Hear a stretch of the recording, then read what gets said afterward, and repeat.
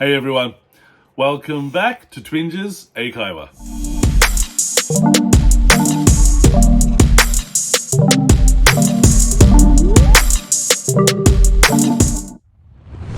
はい、皆さんこんにちは。Twinges 英会話です。Welcome back。で、今日のワンポイントレッスンは Phrasal Verb、句動詞。で、今日の Phrasal Verb は to count on。で、to count on someone means to rely on someone。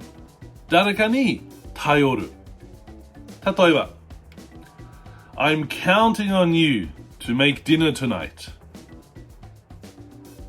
今夜の夕食はあなたに頼っています。でもう一つ。I always count on your help。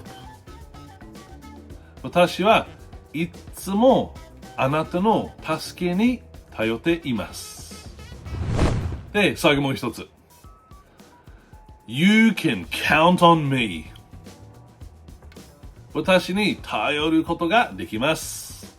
はい、皆さんじゃあもう一回。To count on。To count on someone。誰かに頼る。はい、皆さん勉強しましたか？